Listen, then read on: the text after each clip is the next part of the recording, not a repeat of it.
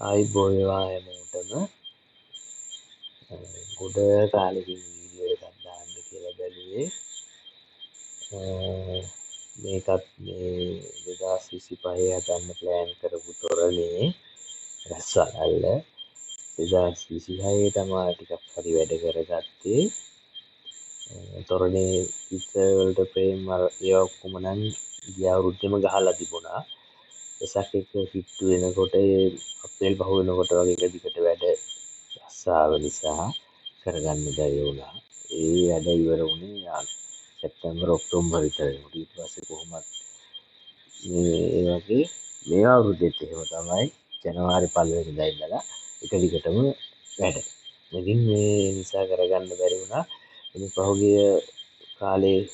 පහුගිය ටිකේ ඉන්න දවසට ටික වැඩ කළා තමයි මේ තත්ත්වයට මේකේ නැහැලා තියෙන්නේ. තවත් මේකේ වැඩ ටිකක් තියෙනවා. මෙන්න මේ මැද හරියේ තව විදින්න තියෙනවා.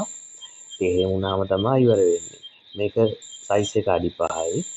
ඔක්කොම තව ටික විදලා එනකොට බල්බ් 287ක් එනවා. මං කලින් බල්බ් 600ක් 650කින් වගේ වෙයි කියලා තමයි ප්ලෑන් කරගෙන ගියේ.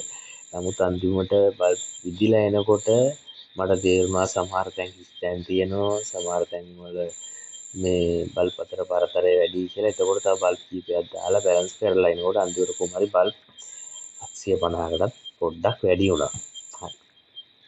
එතකොට මේ ගොඩක් අය මගෙන් අහලා තිබ්බා ටයිමර් කොටේ ගැන මේ කියලා දෙන්න කියලා.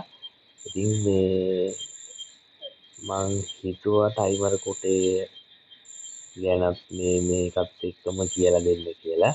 ඒ කියන්නේ මේකේ කොටස් කීපයකට බෙදලා තමයි රටායන කරන්නේ. එතකොට ලෑසර් කොටෙන් කරනවා නම් ඒ රටා ටික අවස්ථා කීපයකට වෙන් කරලා ගන්න ඕන. ඒ වගේම මේකේ දාගෙන කඩන කොටස් කීපයක් තියෙනවා. ඒ ඔක්කොම මේවා කරලා මේකේ මම කරලා පෙන්නන්නම්. ලෑසර් කොටෙන් වැඩ කරන විදියයි ටයිමර් කොටෙයි මේ දෙකම. ඒ වගේම තමයි අලුත් විදියට ප්ලෑසර් කොටයක් ගන්න අදහසක් තියෙනවා. මේ ඇත්තටම ප්ලෑසර් කොටයක් කියලා කිව්වට තහඩු ගහලා ගහන කොටයක් නෙවෙයි වෙනස් විදියක එකක්. ඒක ඉදිරියේදී ටික මේවා කරලා ඒකෙනුත් මේක පත්තු කරලා පෙන්නනවා. ඉතින් මේ හරි තහඩු නැති ප්ලෑසර් කොටයක්. හරිද? අලුත් විදියට ප්‍රෝග්‍රෑම් කරනවා වගේ තමයි එතකොට.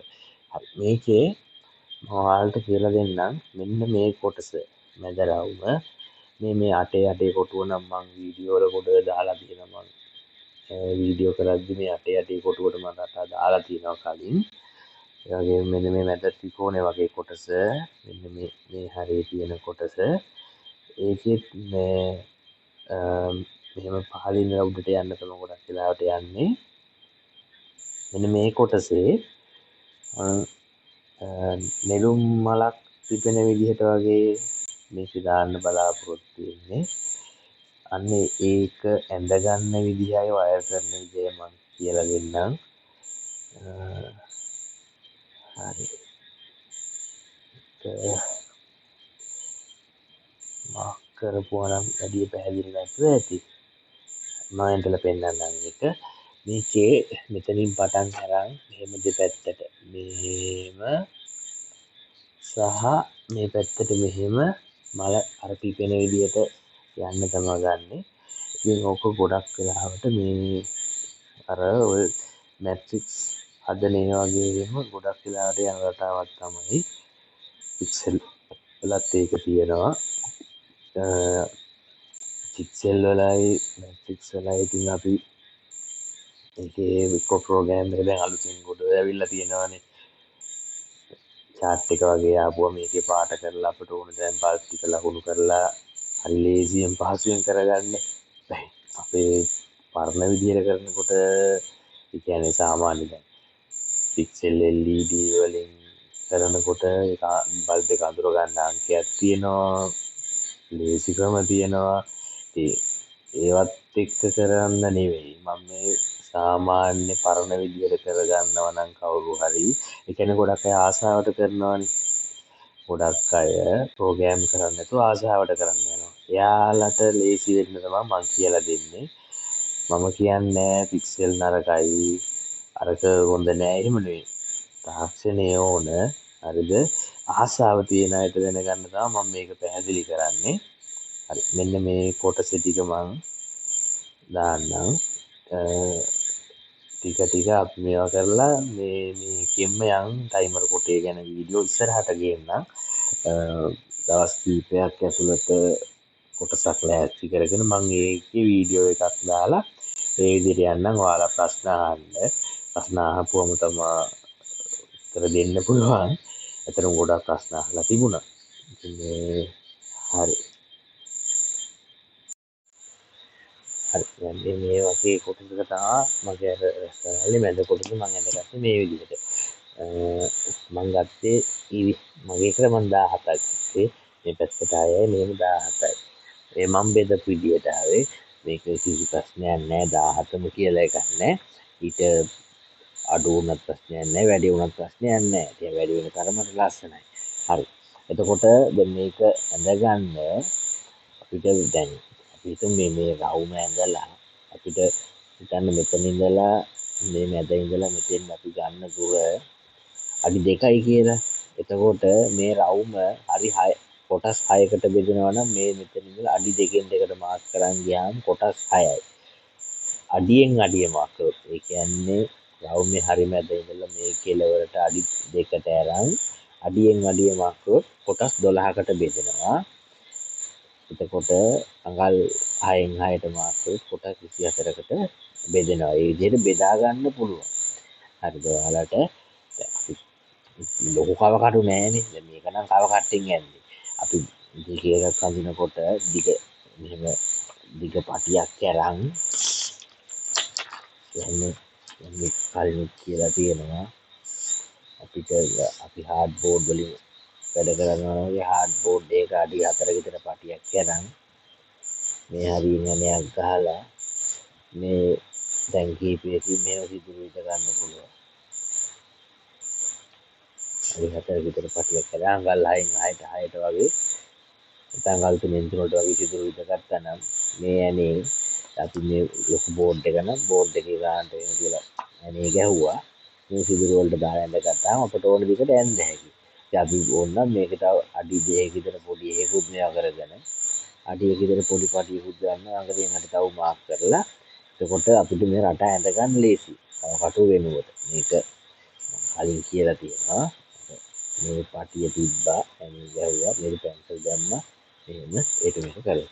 හරි දැන් මේක ඇඳගෙන තියෙනවා.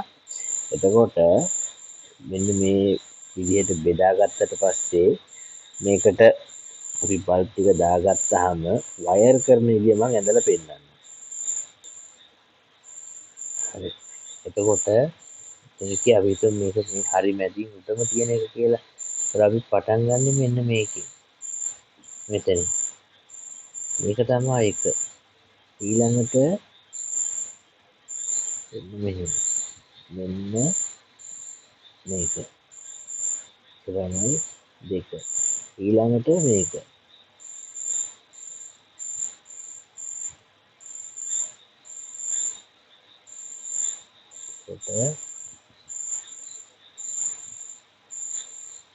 ඊළඟට මේක.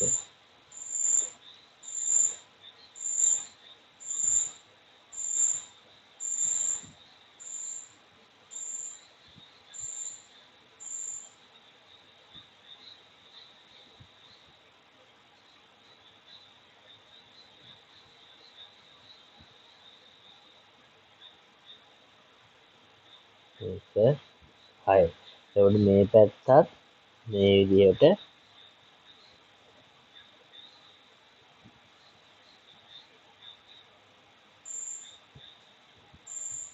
මාක් වෙනවා. දැන් මේකට ආයෙත් දෙන්න ඕනේ මේකට ඇඳිලානේ. හරි. ඊළඟට මේකත් ආයෙ එකක් එහෙම. එතන. මේ පිටත රවුම මේක පිටත රවුම ඉන්න. හරි. හරි. දැන් එතකොට එතන බල්බ් ඉවර වෙනවානේ. 1 2 3 4 5 6 එතකොට ඉවරයි. ඊළඟ එක එන්නේ මෙහෙට. එතකොට ආයෙ බැලුවොත් එතකොට මේක ආයෙ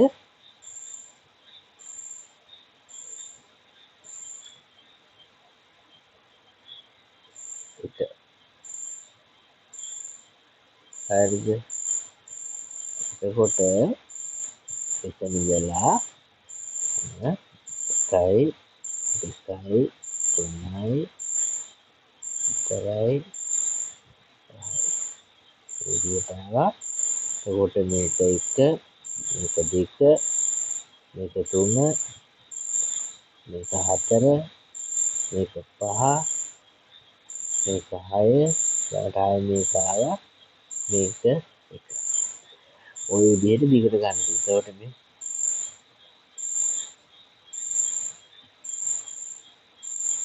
දෙක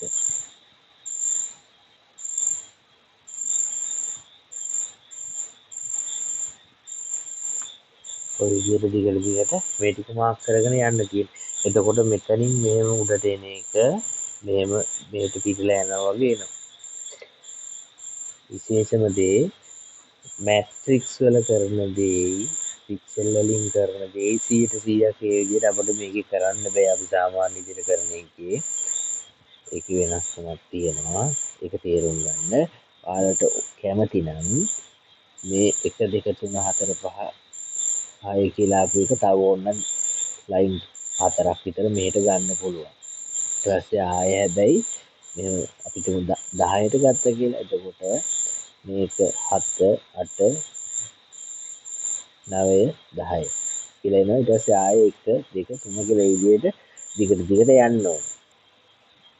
මම හිතනවා ඔයාලට දැන් මේකේ බැලුවාම උනත් මේ මම කියපු එක පැහැදිලි ඇති. නෙළුම් මල එහෙම මලක් පිපෙන විදිහට මෙහෙම ඇවිල්ලා මෙහෙම පෙති ගන්න විදිහට මේක තමයි එන්නේ.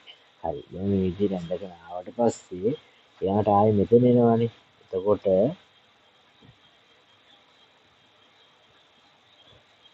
මේක මෙහෙම එනවා.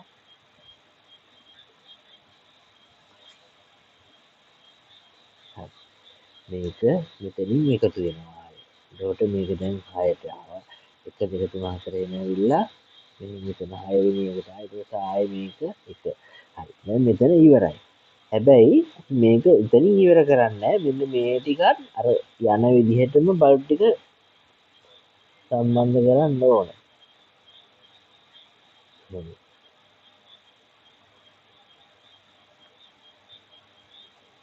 හරිද? එතකොට මේක 2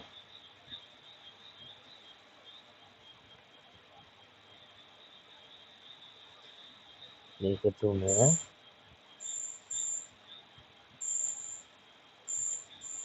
4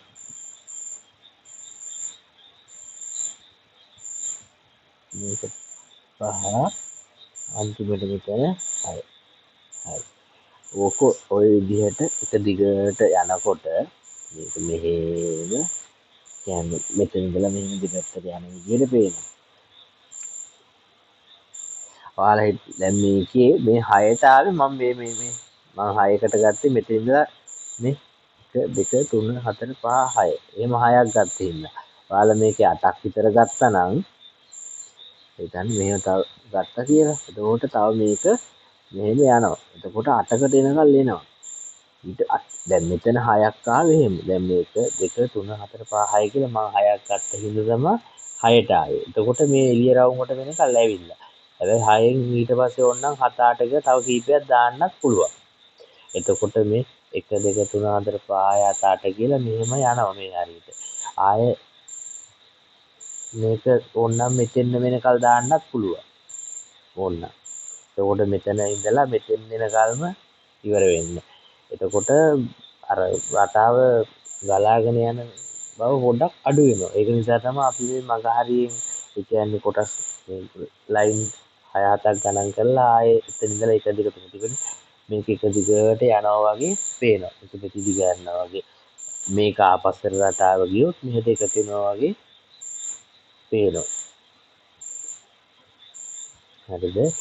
ඔයාලට මේක බලලා ඒ කියන්නේ මෙන්න මේ කොටස් ටික බලලා දැන් මෙතන ඉඳලා මේ හයට එනකල් මෙන්න මේ ආපු ටික මේ තැන් කීපයකින් දාන්නත් පුළුවන්. එහෙම දැම්මොත් මේක වෙන්නේ මැද ඉඳලා එළියට යනවා වගේ පේනවා.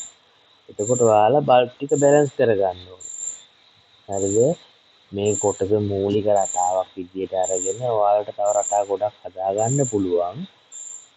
මේ මම හිතනවා මේක පැහැදිලි ඇති කියලා. පැහැදිලි නැත්නම් අහන්න මම ආයෙ පැහැදිලි කරන්නම්. ඒකට මේකේ ධන හෝ ඍණ කැමති ලයින් එකක් ඔයාලට වයරින් එකට ගන්න පුළුවන්.